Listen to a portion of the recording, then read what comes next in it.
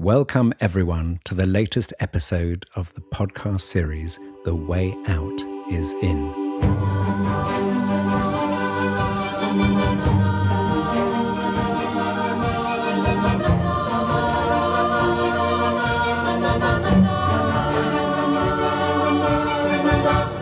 I am Jo Confino, working at the intersection of personal transformation and systems change. And I am Brother Phap Huu, a Zen Buddhist monk in the tradition of Zen Master Thich Nhat Hanh in the Plum Village community. And brother, today we're going to be talking about the art of Thich Nhat Hanh, which was represented in his deeply meaningful calligraphies.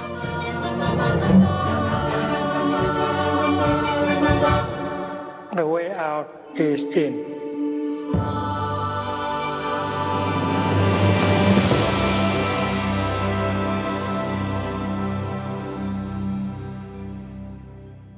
Hello everyone, I am Jo Confino. And I am Brother Phap Huu. So, Brother Phap Huu, give us a sense, for those who may not have seen his calligraphies, just describe them. What are they and what do they represent?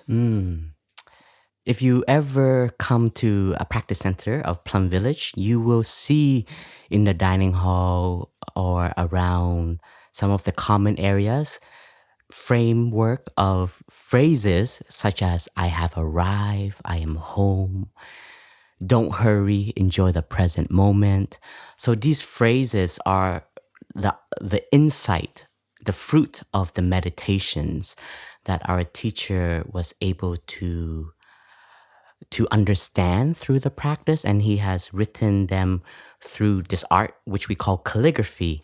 And normally it is written on rice paper, but in the early days, they were written on colored paper with this kind of cloud art in the background. Jo, I don't know, you've seen them. Well, I have one actually, brother, that Thay and the monastics gave me and my wife Paz when we got married here. Oh, wow. So, and it is actually the one I have arrived, I am home, and it's got that coloured background with a cloud. Yeah, I didn't realise.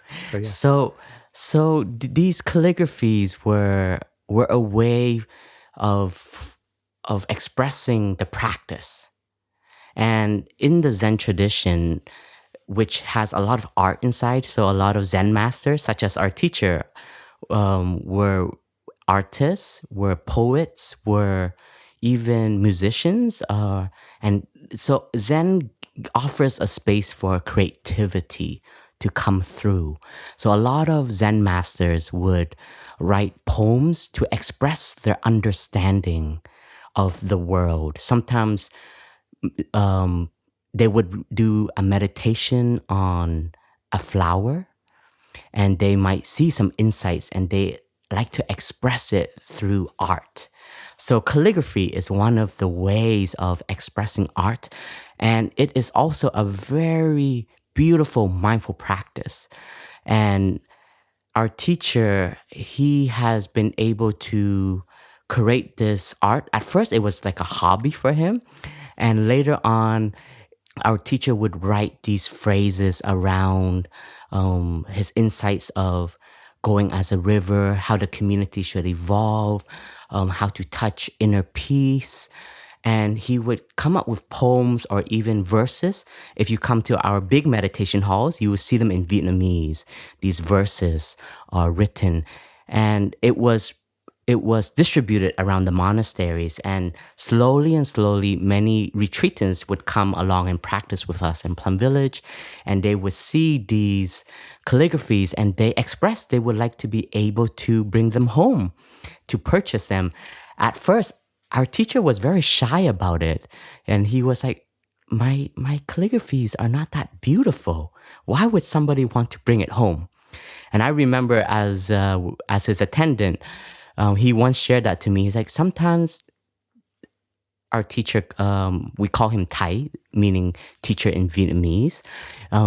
Thay would say, why would someone want to bring my calligraphy home? It's not that beautiful. But probably just because they want to support the monastery, as well as they need a reminder. So our teacher started to see that the calligraphy can be a piece of art that someone can bring home and they can put it in a place that can remind them to be in touch with the mindfulness that is alive in them. And the calligraphy then has a power, we would say. It's like the power of the Sangha, the powers of the teaching. So slowly and slowly, I think our teacher's artwork became more and more famous, as well as people, by coming to Plum Village, hearing his teaching. And it's a way to have something that belongs to Zen Master Thich Nhat Hanh that they can have in their home. And tell us a bit about, Brother, how Thay created them, because I remember once when I came to Plum Village and I interviewed him on behalf of The Guardian, and I remember we sat in his hut for a long time. It was, I think, 1.5, 2 hours. And then we got up to go, and as we left, we looked through the window and you could watch him slowly walk and sit down in his chair and just pick up the brush. And there was something very quiet and peaceful and also profound in that moment to see him actually create them. So I'm very lucky. I witnessed that once, and also for most people, they'll have no clue. When did Thay do it? In the morning? When did he create it? So, like art, sometimes it's spontaneous. It just manifests in the moment. But the routine would be normally after breakfast in the morning-ish, or around the afternoon, around 3, 4 p.m. But the routine, how our teacher would create the environment to do the art, would be on a table. He would sit on a chair, and he would make sure all of the rice papers are ready. So as his attendant, we would prepare all the rice papers. So we buy them in bulk, sent from Vietnam, and we would cut them by hand. So it was a collaboration between teacher and student. So I really felt involved when Thay said, "Can you help me cut the rice paper so that Thay can write these calligraphies?" And then Thay would always have a cup of tea before doing the calligraphy, and he would pour the ink into the ink tray, and then he would pour a little bit of tea into the ink. And that was his art. It's not needed. You don't need to do this, but this was his way of seeing that the tea, him, and the calligraphy are all of the conditions that have come together for this moment to manifest. So in a lot of his Dhamma talks, he would mention it. He would tell the people who buys his calligraphy, he would say that in the calligraphy, it's not just the writing, but it is also the tea that I drank.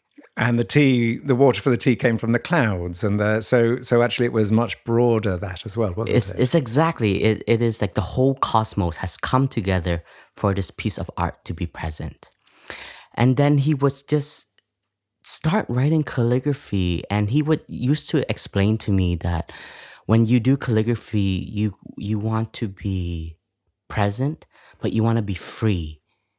And what does that mean? So this is my own personal experience, because one of the things I like to do is after he finished writing calligraphy, there's always leftover ink. So after Thay leaves the room, I would take up the brush and I would start to scribble. And that was my journey of beginning to practice calligraphy, because I didn't want the ink to be wasted, because it gets dried up and then you can't use it again. So when Thay leaves, I would wait until he leaves into his study room or something like that, and he closes his door, and I started to use his brush and his ink and start to copy. And what I see is like, I want my writing to be like his. And you have this perception that this is how the calligraphy should be. And you start to do it, but you're horrible at it. And you get so angry at yourself. You're like, why is it so ugly? Why are the brush stroke so strong or so fat or so skinny? They are not as gentle and not as graceful as the stroke that our teacher wrote. So I started to see that during that moment of writing, the more you do it and the more you have an idea of how you want it, the more you're attached. And the more you're attached, the the more rigid you are in the art. And of course, practice makes perfect. And you have to allow yourself to make mistakes. You have to accept that your calligraphy is ugly, that your calligraphy is not what you want it to be. And this is part of the journey. So accepting that was a really big deal. I have a seed of perfectionism in me. So whenever I see something that is not according to what I have designed in my mind, I get really upset. So I remember when Thay said, you have to be free. And so I started to just accept every stroke, accept every word I write. And even though it is not what I want it to be, I still see that is where it is at. And it is beautiful, but it can be more beautiful each time.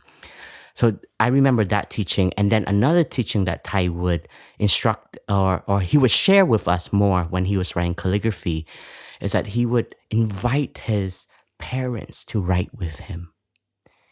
And there were moments Thay would say, and Thay is inviting his teacher to be present with him.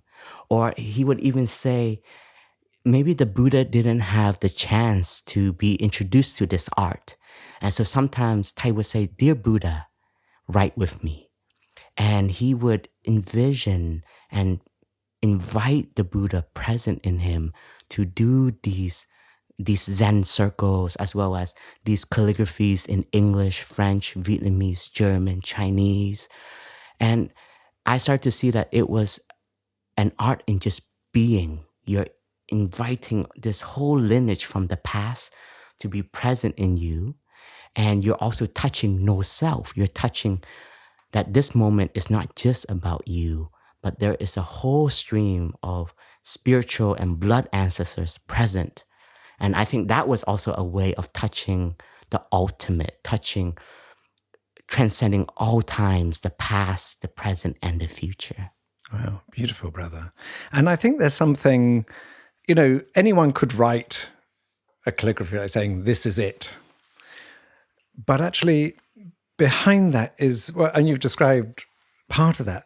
And another part of it is that it's Thay's presence is in the art. It's like there's not just a 2 or 3 words or a few words on a piece of paper. That behind that is everything Thay has understood. It's like the very sort of essence of his teachings. It's like it's been.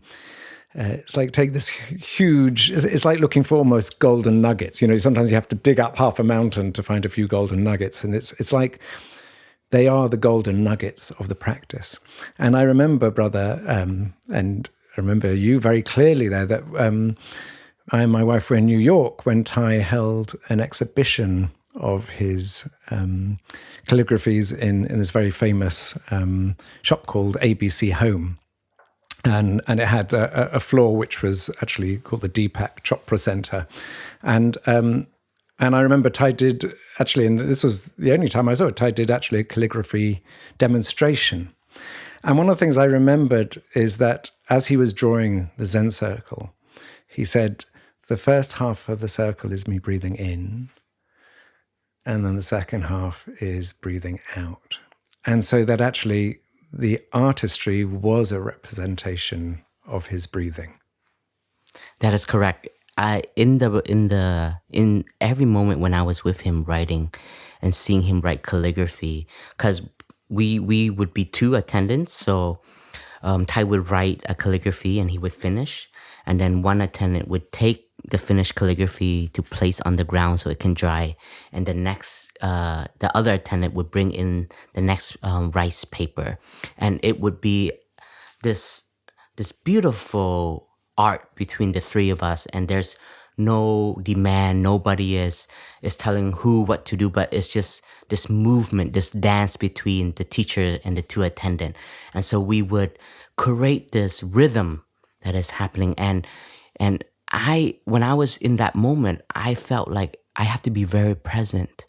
I can't be thinking about the past or thinking about the future or be caught in a perception, because if I am not in the present, I would be an obstacle to this dance that is happening between the 3 of us. So in that very moment, you can say that the art has become the meditation.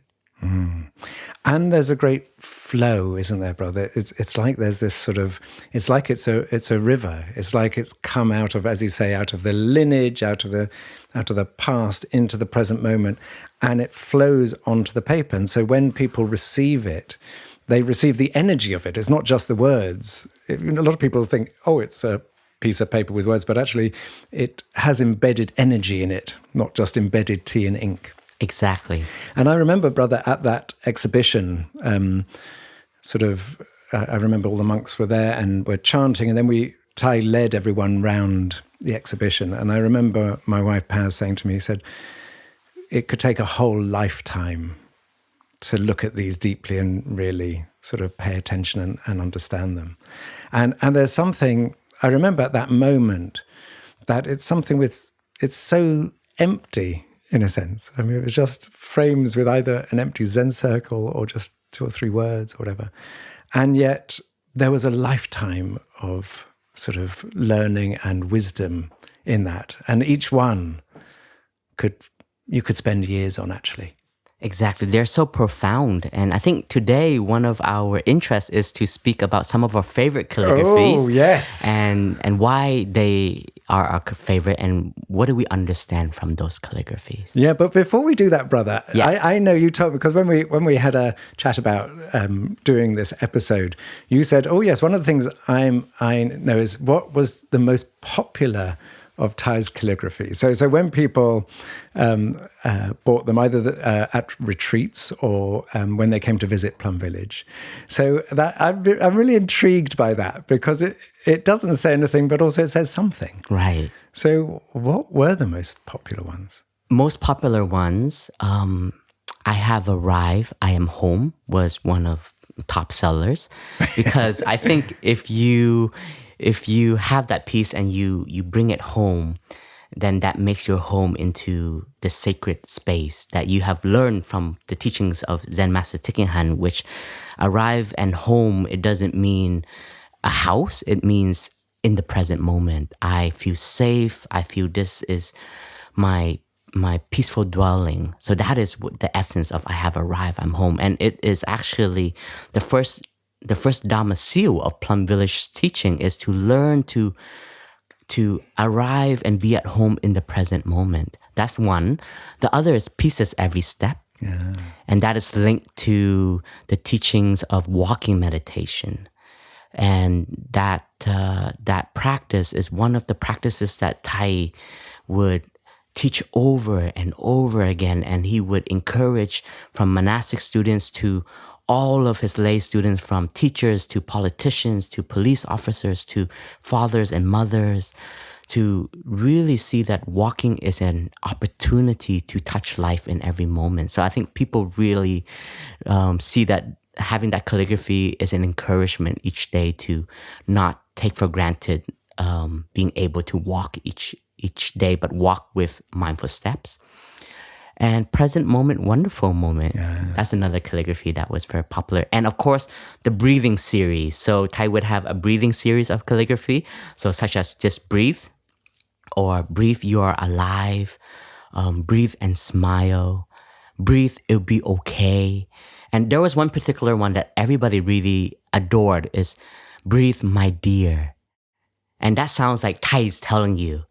So whenever you see that calligraphy in the monastery at home, you can almost hear his voice that Thay is whispering in our ear, breathe, my dear. And also, brother, there's breathe, you're online. That's right. And the reason I really like that one is because this feels to me at the heart of Thay, which was that he was able to bring this ancient wisdom, but also make it relevant for today's world. So, you imagine this sort of ancient art, but actually breathe, you're online was actually so relevant today that if you're on the computer, be aware of your breath, because that is the place these days where we do get carried away. We do lose ourselves. We do all these algorithms that literally take us and deeper down the rabbit hole. And Thay was saying, breathe, just come back to yourself. Don't get lost. Right.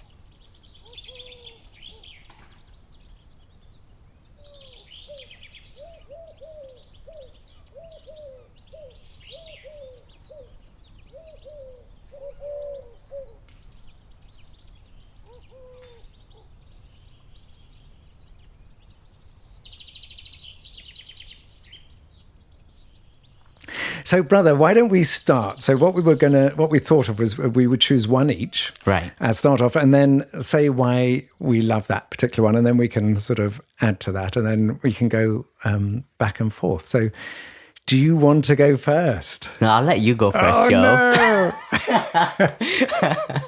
no! Okay. So I'll go first. So, just to put a bit of by way of introduction, I woke up this morning feeling quite sad. Actually, I was lying in bed, and it was a sort of echo of my past where I sort of thought, what's the point of getting up? There was that sort of hidden child in me that says, what's the point? If I get up, what's the point of life? So, of course, I did drag myself up and make myself a cup of tea and felt better. But then actually I was thinking about which calligraphies to choose. And actually just going back over them just brightened or gladdened my mind, because it just reminded me of what was important. So I'm going to start off with "The tears I shed yesterday have become rain." Wow, that's a lovely one. And it's a bit sad to tell the story of this, because I was at a retreat in Blue Cliff Monastery in New York State, and Thay was giving the Dharma talk, and he described this and why it was important. And as soon as the Dharma talk finished, I went off to the tent where they were selling his calligraphies, and I said, "Oh, could I have that one, please?" They said, "Oh, we knew that would be popular, because there seems to be this thing that whatever Thay talks about, there's then a run on those particular calligraphies." But during his talk, it sort of really touched me deeply, and there were a number of reasons for that. I think one was about the teachings of impermanence, that there are times in my life where I've felt desperately sad and have shed many, many tears. And often when I was younger, I felt those were going to last forever. That moment where I just felt there was no hope or no escape. And so for me, that calligraphy reminds me that actually everything shifts, that my tears that were yesterday have already moved. They're no longer there, they've already become something else. So there was that sort of sense of movement and the fact that these deep emotions come, but also they go. A bit like this morning. And the other thing for me was just my deep connection to life. The fact is that my tears come from the rain. And when I shed them, they go back to the rain. And that my tears are part of all life. You can't, in Thay's description, you can't separate your tears from anything else. That actually in my tears is all of life, and in all of my life is my tears. And so, and I just remember when he said it, it just like pierced my heart, which is, I think, the power of these calligraphies. It just said, wow, yeah, I can really relate to that. And when I thought about it this morning, it just opened my heart, because you can't help but sort of open yourself when you realize actually your tears are part of all life. Why do you like that one? And then we'll go on to you. We'll do the first round. That one's really powerful, because it also feels like it gives me permission to cry. I've discovered later on that I can easily cry. I actually have a very soft spot inside of me, which I thought at first I was quite strong and rigid, and no, I'm not going to cry. I can go through anything and I don't need to shed a tear.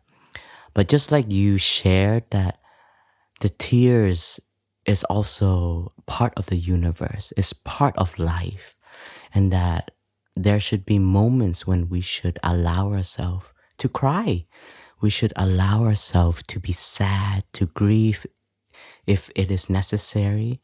And so this mask that we allow ourselves to have, which is even the idea of solidity or the idea of being strong, but actually maybe being strong is also having the courage to cry, having the courage to express our sadness.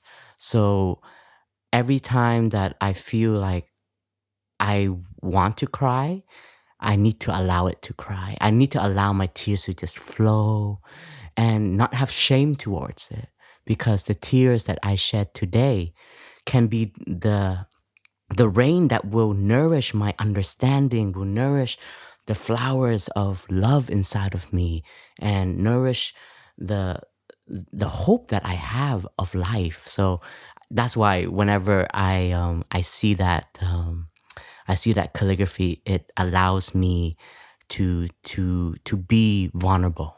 Yeah. Yeah. And I love that idea of, because the rain washes. It's sort of, it washes and nourishes. And as you said, and it's beautifully put, that the rain, that the tears rather are able to allow us to be free, actually, to show up truly as we are in that moment. Brother, okay, your turn. Here we go. Here we go. So, oh man, sometimes we are very alike, Joe. So this morning, I woke up for meditation, but I skipped meditation. I didn't feel like getting out of bed.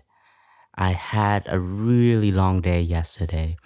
We've been having a lot of meetings, been doing some deep team building in our community. And so we had a deep listening session, which was very powerful. And just deep listening sessions in our spirit is a space to create where everyone feels safe in our community, our core community of monks.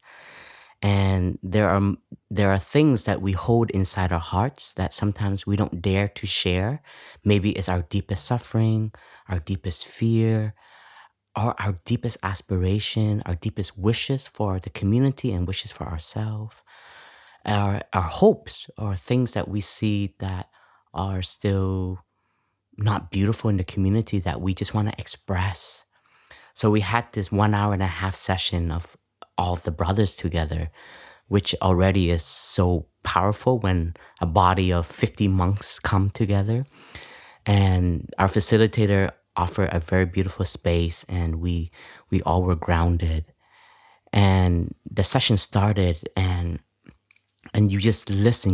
We practice deep listening, and I just practice deep listening, and I get to hear the voices of my community. And of course, some of it triggers something inside of me, like, why do they think like this? Or really, is that what they would love? Or wow, that is his deepest fear, that is his deepest aspiration. How can I support that? So I felt like a holder, and I was receiving all of this input, and I was trying, like, oh man, what can I do? And actually, I felt a little bit overwhelmed. I felt like, oh man, this is maybe more than I signed up for. and so the whole day, I walked with this, I breathed with this, and then in the afternoons I had meditations, I had meetings, and then I had sitting meditation, which I was like, should I go? I'm like, no, I want to be with the Sangha.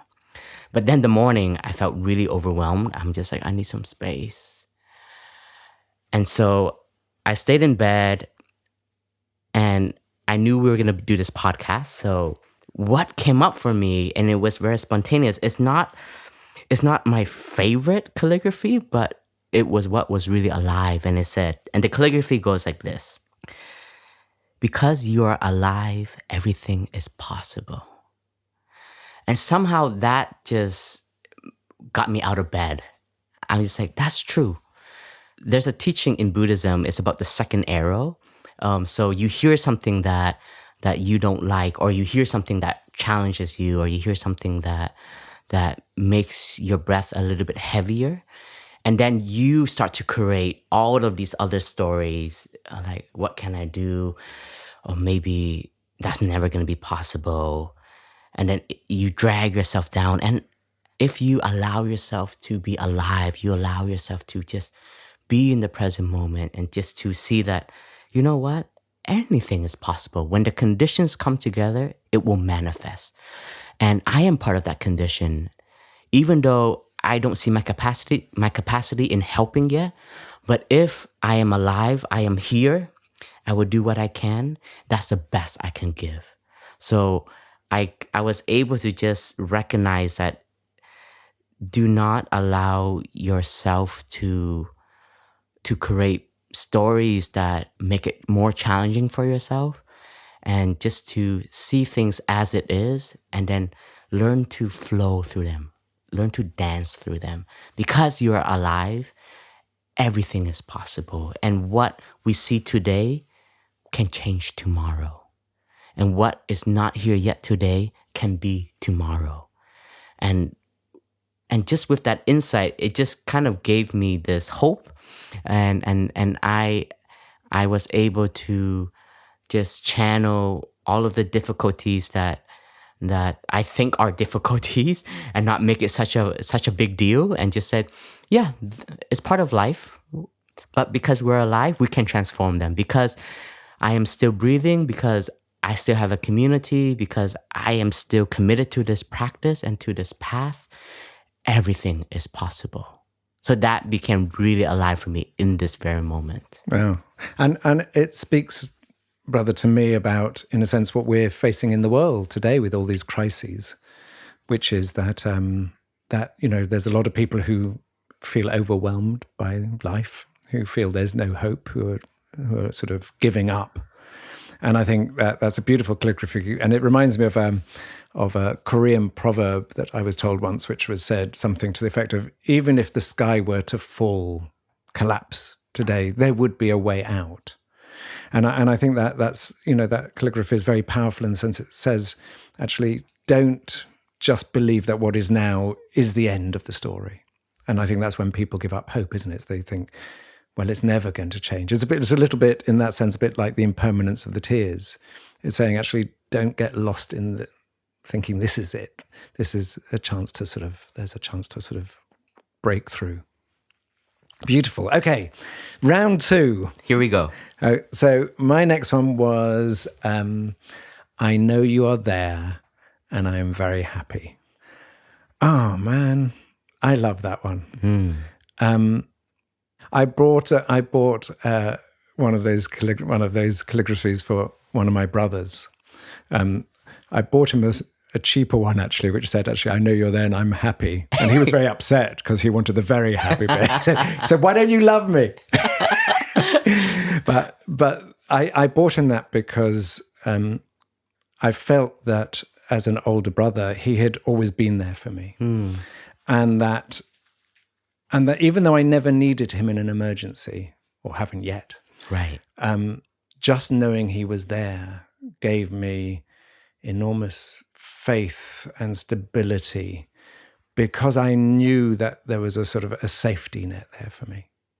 That if I was walking across this tightrope and I fell, that he would drop anything wherever he was in the world and come and help me back up. But more broadly than that, I feel that with my wife, Paz. It's just beautiful. I know you are there. I know you are there. I mean, it's just to say, behind that, I know you are there. So I'm aware of your presence. And that presence makes me very happy. In other words, just knowing you're there just allows me to breathe in deeply and have this sort of freshness in my life. But this morning I had this other sort of addition to that, which was actually, I've tended to think about it in terms of humans, people. Phap Huu, I know you're there and I'm very happy. And that's also true. But actually it's true of everything. That as I was walking up here, I know you're there looking at the leaves on the ground and I'm very happy because it's very beautiful. I know you're there to a flower and I'm very happy. So actually it's an appreciation of all of life, actually. There's nothing that needs to be excluded from that. Beautiful. That one is a power mantra, we would sometimes say in Plum Village, because when you can say those lines, it also tells me that you are mindful of what you have in the moment. And we don't take for granted of the relationships that we have all around us. And it also is one of the ingredients of brotherhood, sisterhood, relationship, companionship. Just to be able to tell the ones who have an impact in your life to let them know that you are grateful for their presence is such a gift. And our teacher used to encourage us to have this these what we call mantras, these phrases that have this energy to bring us into the present moment, to have it in like a business card that we can put in our wallet. So from time to time, if we want to practice letting our loved ones know that we are grateful for them, we can be reminded of this card and then put it in a text message and just say, darling, you know what? I know you are there and I am so happy. And that's on the human level, right? And then like you mentioned about just space and nature, and the stars have been very beautiful. And when we walk to our early morning meditation, the stars are still shining bright. And we have this very beautiful and almost poetry walk as we go to the meditation hall from our monk's residence. So our sitting starts at 6 o'clock in the morning, and we hear the wooden board which announces you got 15 minutes, start moving to the hall mindfully. So as we walking to the meditation hall, we have a brother on the great temple bell, bong, and doing these chants to wake up all living beings, you know.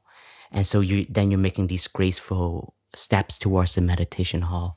And then there are days when the sky is just so clear, and I just look up and I just see all the stars and I see how beautiful it is. And sometimes I also practice that. I know you are there and I am so happy. Yeah. So it's really that mantra that in that phrase, I know you're there, I am very happy. It's a deep insight. It's a very deep insight. Yeah, and brother, thank you for saying that about the importance and value of saying it to someone else. Because actually, you know, when you look at, you know, we're very complex beings in some ways and also very simple beings. I agree. And actually what we want most is to be recognized, to be seen, and to be valued. You know, like you know, it's like at work, everyone says it's actually not about the money. Yeah, of course, we need to earn the money, but money is one aspect of valuing. But actually, the real valuing is to say, I see you, I recognize you, I value you, and I see our relationship, and that's so rarely done these days with people rushing around. It's so rare that people will just stop and just say, I see you. And I know that when it is said, and when I hear it, when it's said to me, oh, wow, you know, it just says, oh, thank you, because it's like someone just giving you a big bouquet of flowers or a big box of chocolates. So thank you. That's beautifully spoken.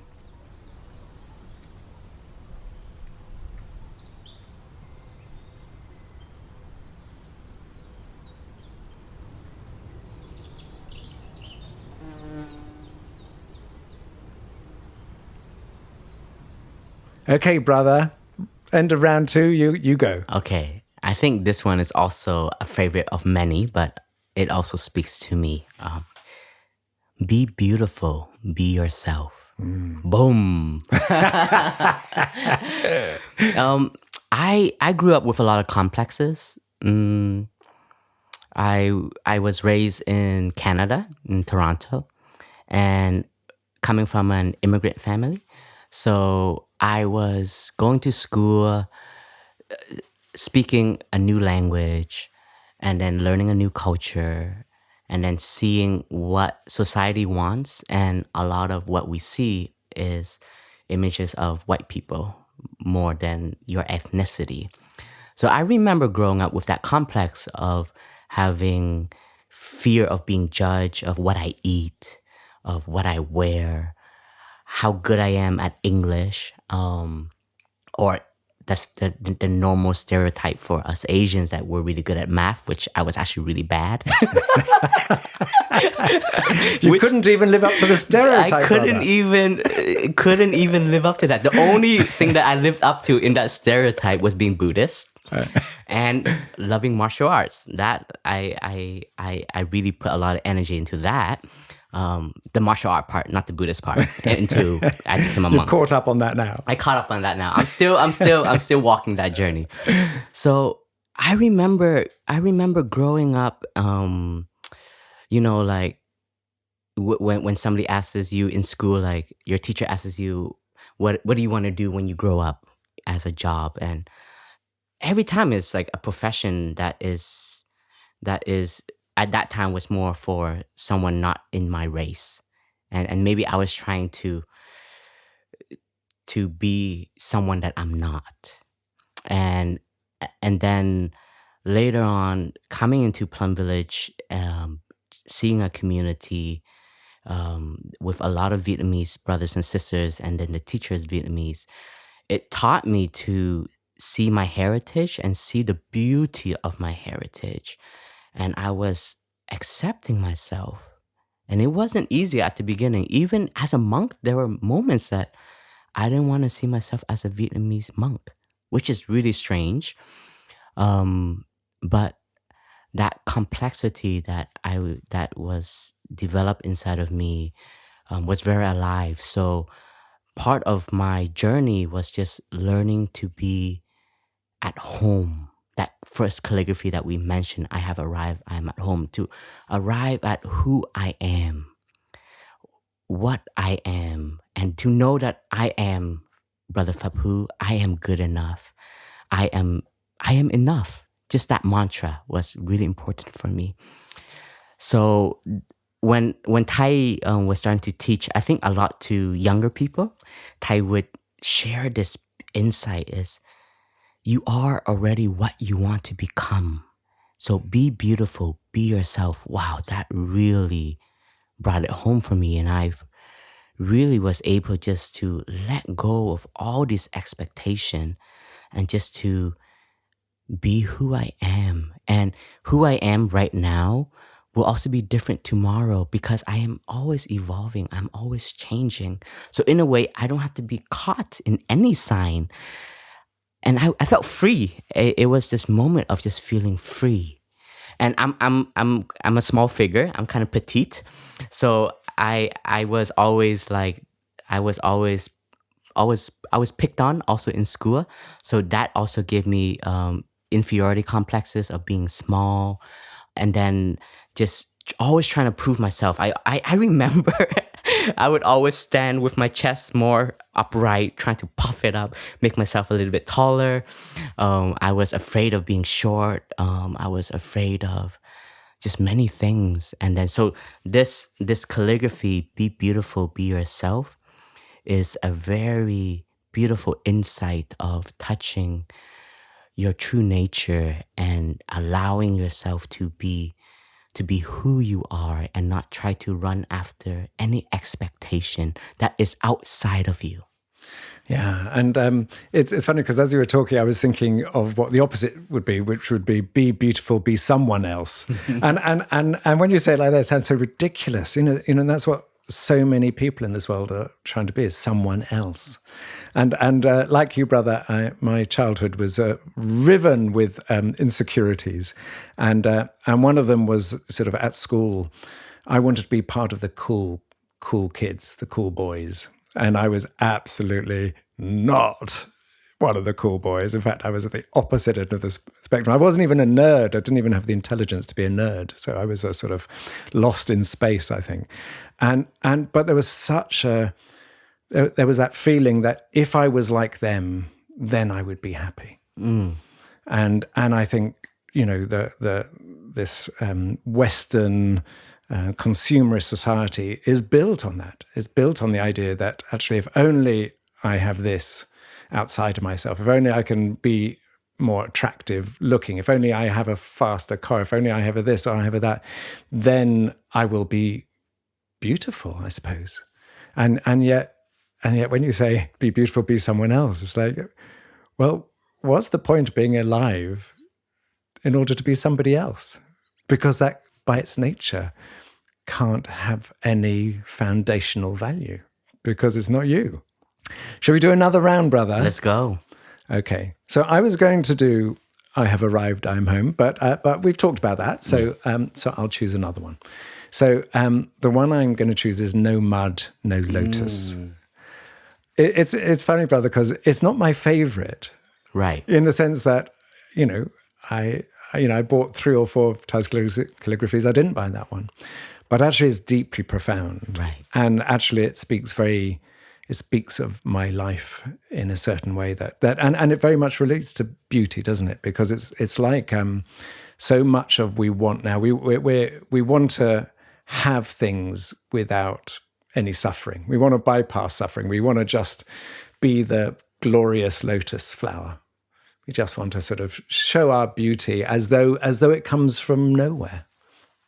But actually, it comes from our suffering. And so it's a fantastic calligraphy because it talks of the relationship between our suffering and our happiness.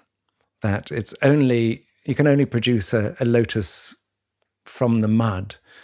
And also every season the lotus goes back to the mud in order to provide the nutriments to produce the lotus.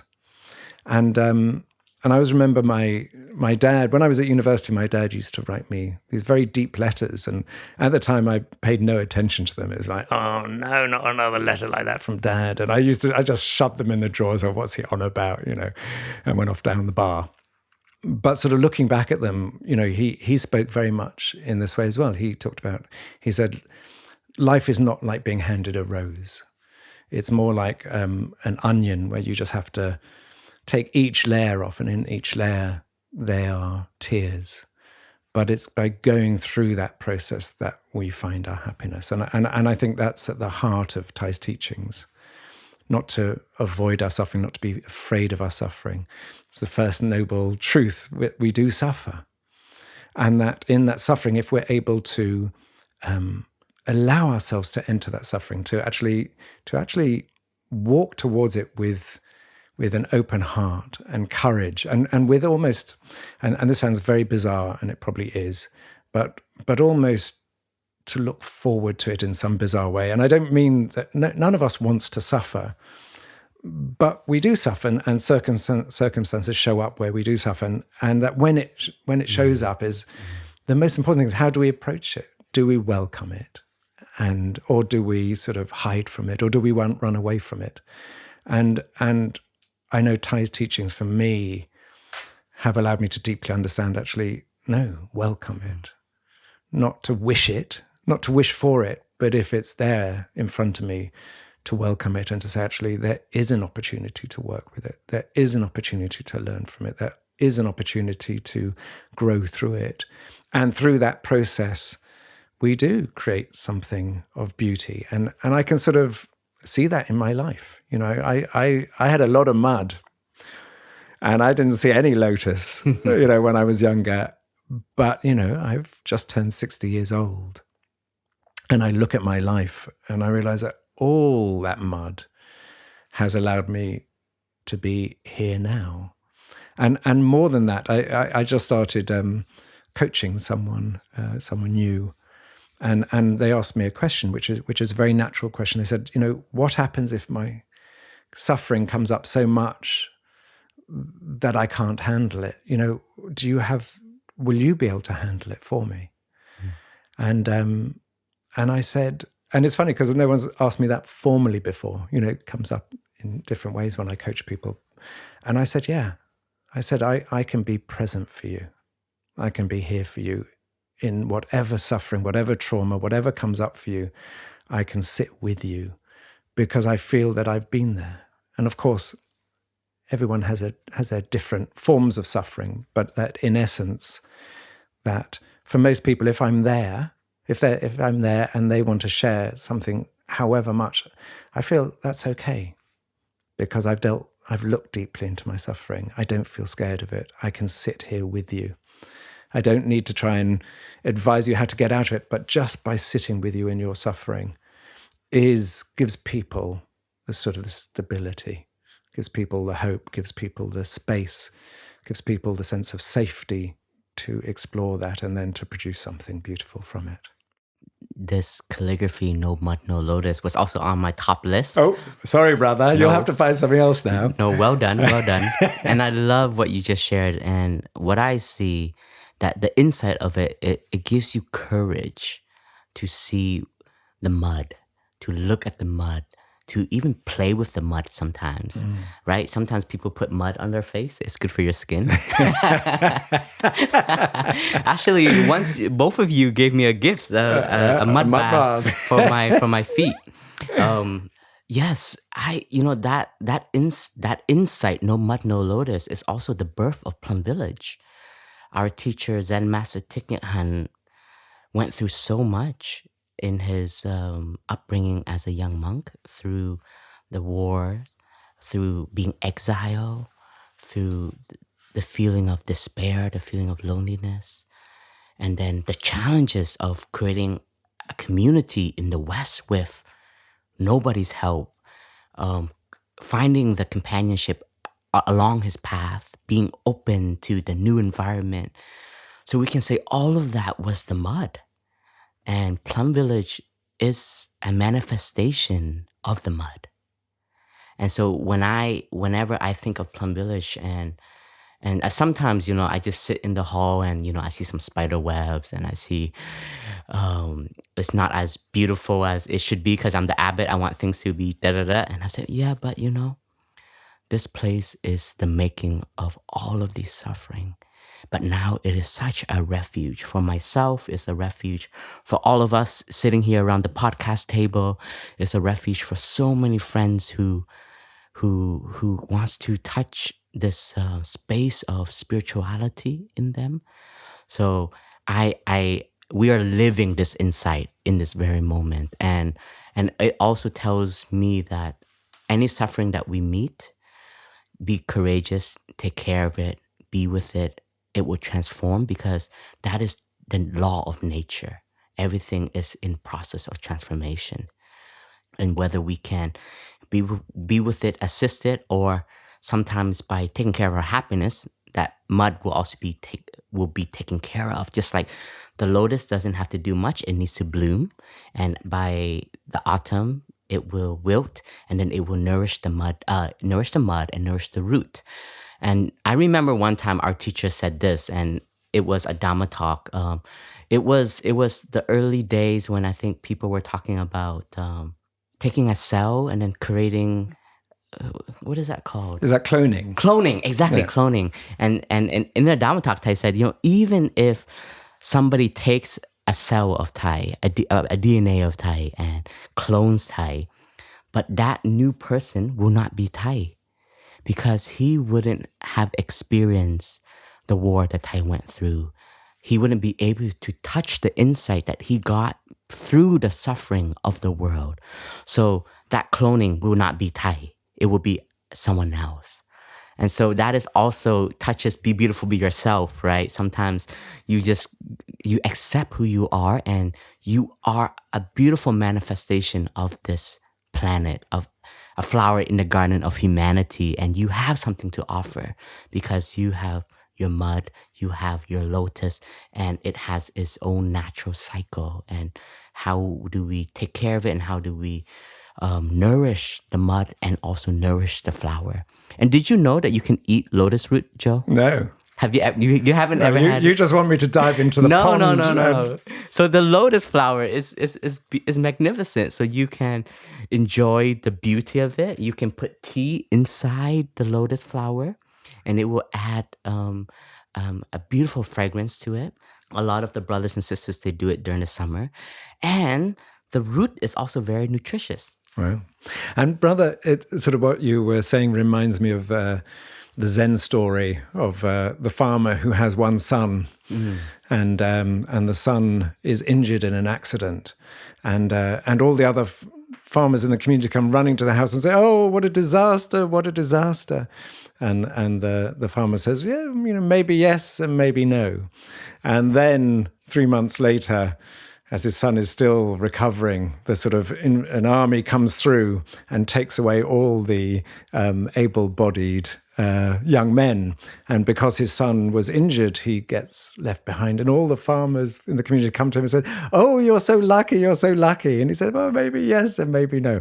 And the story can go on infinitum. And it speaks of the fact that even when there's a disaster, or what seems to be a disaster in 1 moment, that we don't know what the future holds. All we can do is be present for that moment. So the idea that, and so it happens in so many times when someone might lose their job and it looks like an utter disaster at the time. And it may be at that moment, but it may be that later down the road they look back and say, "Oh my God, that was such a turning point." So there's something about being in the present moment and also not, and it speaks to the fact that all these calligraphies actually inter-are. Right. Actually, you can't separate, like Thay says, you can't separate the calligraphies from each other.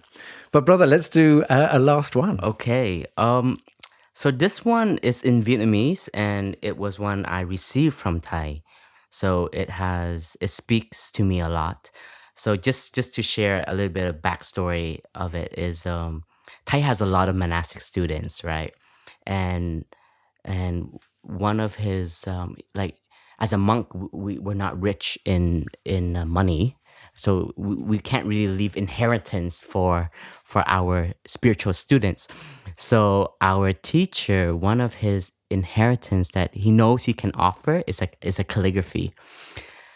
And when a monk or a nun is just ordained, they would have tea with Thay after ordination on that day or a few days later. And they would have a moment to be with Thay, and Thay would have some encouraging words. Thay would take time to see each of his new ordained monk and nun. And then Thay would have a set of calligraphy that each member can choose one that speaks to them.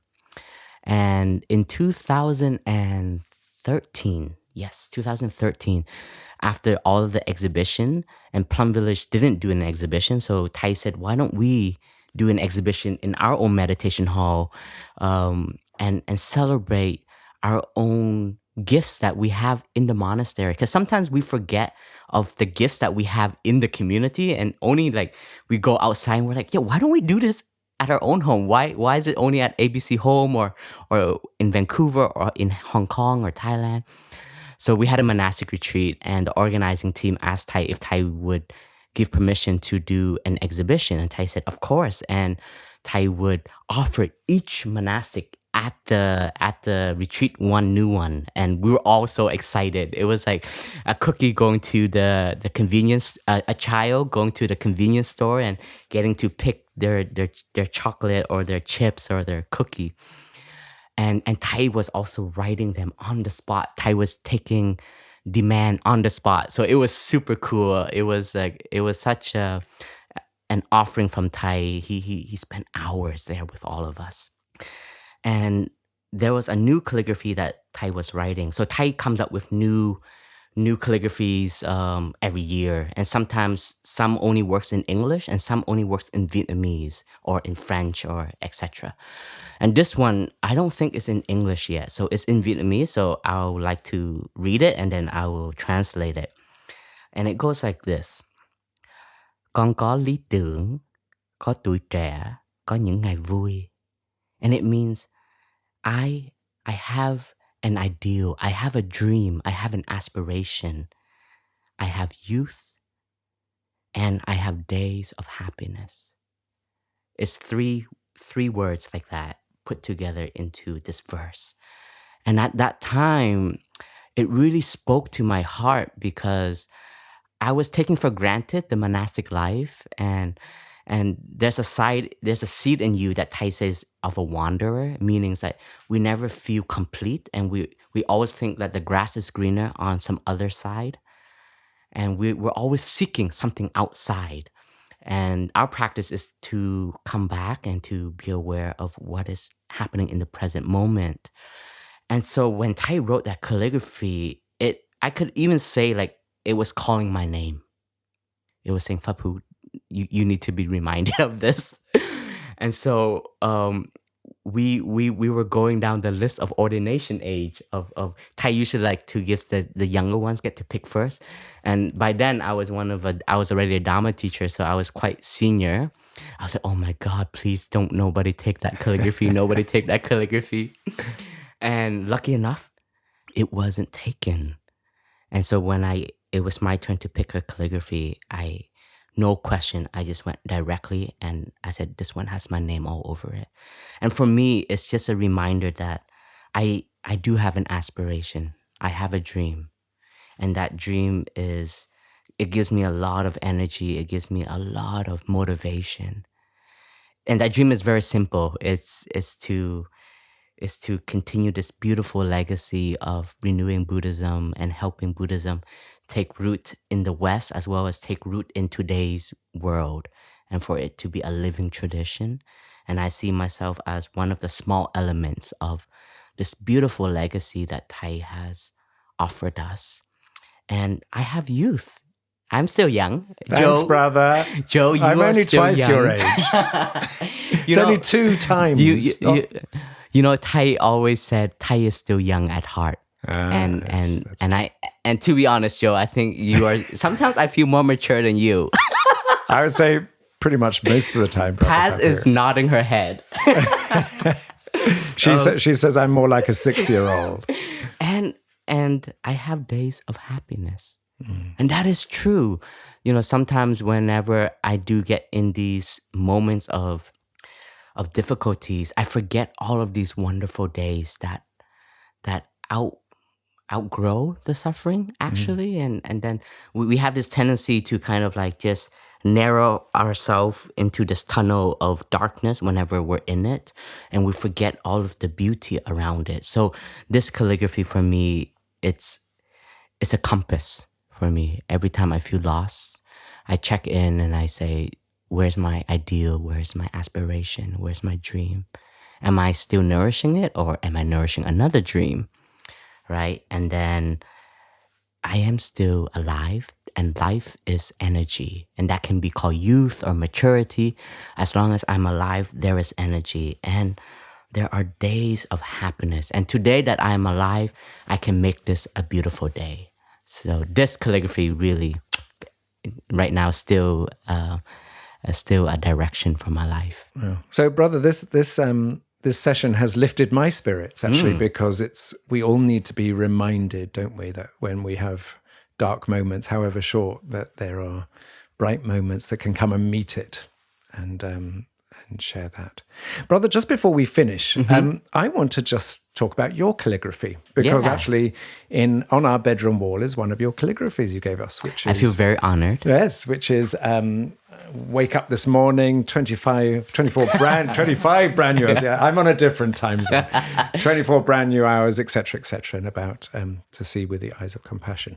But tell us about the journey of your calligraphy, because you started off by talking about you were practicing after Thay had left, but where are you with it now? So I love doing them now, and I do a lot of calligraphies for our community now, and they carry the kind of style of our teacher. So a lot of the times the community would ask me to write the calligraphy for the new year or for a book, or even sometimes I offer it as a gift to friends who come to Plum Village so that they can bring home and be reminded of the practice.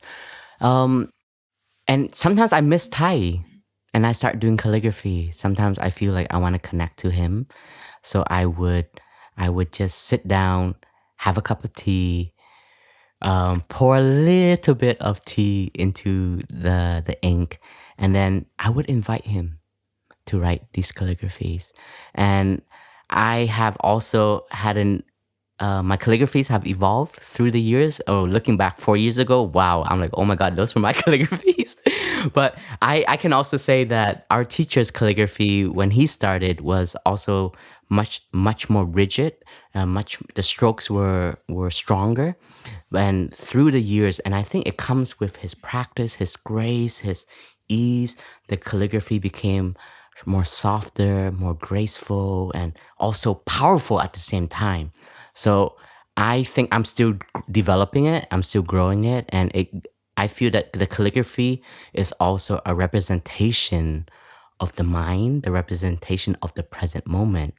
So a lot of the times when the calligraphy turns out to be what I'm most happy about is when I have no expectation. I just enjoy the process. And so my calligraphies today, I would say, is a continuation of Thay. I think there's a few words that I'm doing a little bit different, and I'm allowing it to be different just so that it has my character in it. I can't do the Zen Circle yet. That's still a tough one. I've been practicing with that.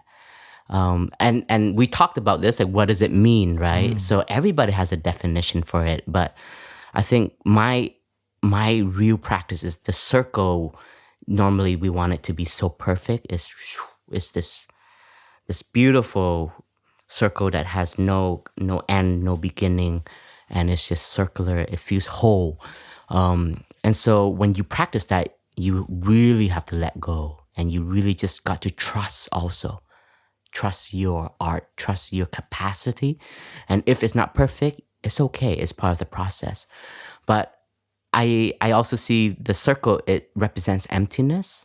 And emptiness, it means it can mean anything. I can create a story today, Jo, and tell you what it means. But I also I love the fact of no beginning, no end, where life is also, in our insight, is like, there is no beginning and no end. We are a manifestation. When conditions are favorable, we manifest. When they are not, we don't exist. But we still continue in other forms. So this circle represents so many things. And sometimes I like to just look at an empty circle, because it also reminds me that sometimes I just need to be simple and just be an empty circle. A good moment to stop, brother. Yes.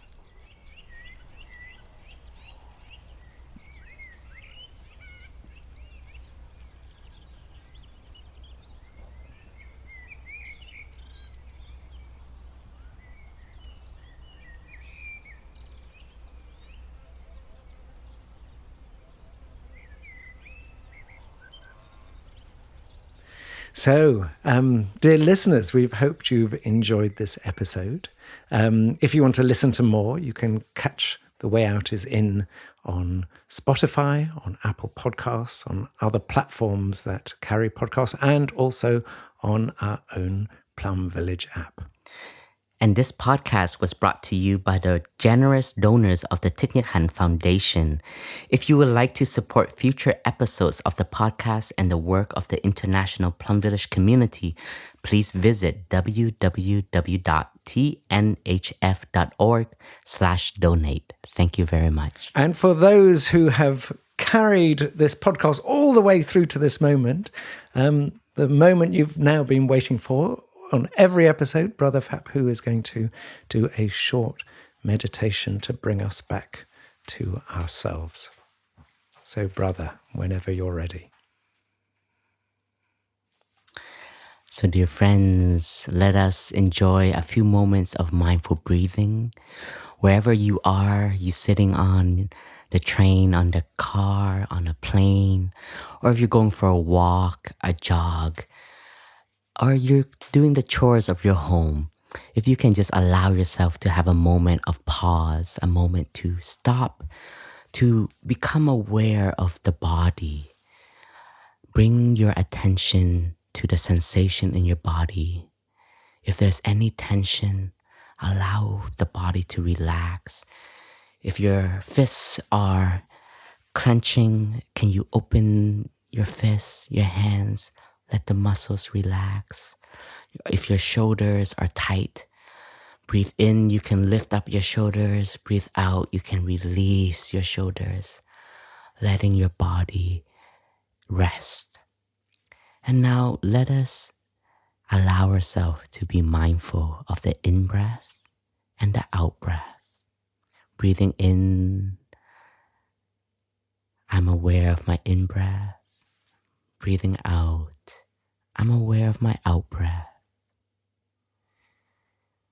Aware of in-breath, aware of out-breath. The breathing is present because we are present. Breathing in, I take refuge in my in-breath from the beginning to the end. As I breathe out, I take refuge in my out-breath from the beginning to the end. In-breath, out-breath.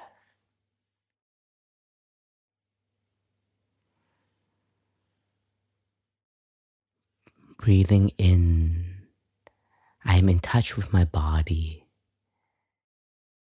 From my head, my face, my shoulders, my upper body, my lower body. How grateful I am to be alive. As I breathe out, I relax my body, relaxing any of the tension on my forehead, in my face, my shoulders, my chest, my abdomen, my back, my lower body. I give myself time to just relax my whole body. In, aware of body. Out, I relax my body.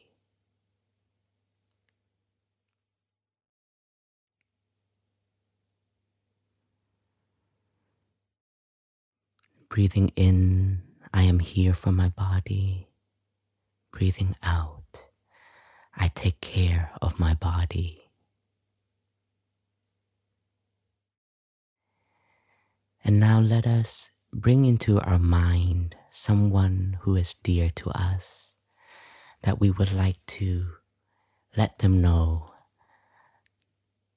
that because they are there, everything is possible. Breathing in, I see him, her, or they, our friends, present. Breathing out, I am grateful for their companionship, their love, their understanding, their support.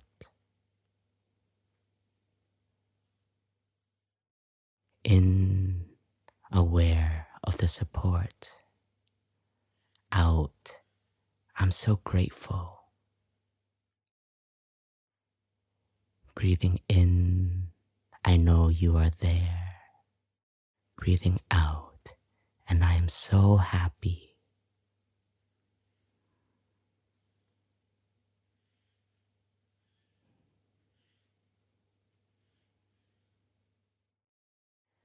Breathing in, I don't take for granted this very moment of being alive. Breathing out, I live deeply this moment in the here and now. In, grateful to be alive. Out, this is a deep moment.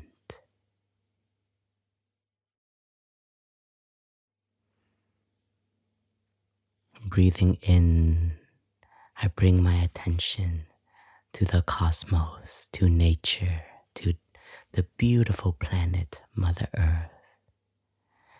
I let Mother Earth know you are there and I am so happy.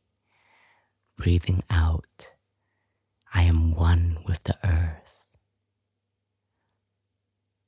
In, planet Earth.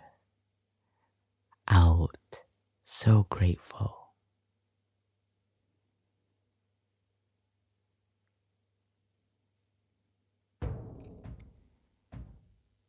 Thank you, friends, for practicing. If you allow yourself to text someone that is very dear to you this calligraphy, this mantra, I know you are there and I am very happy. I am sure it will offer a smile to that person today. And see you next time on our podcast.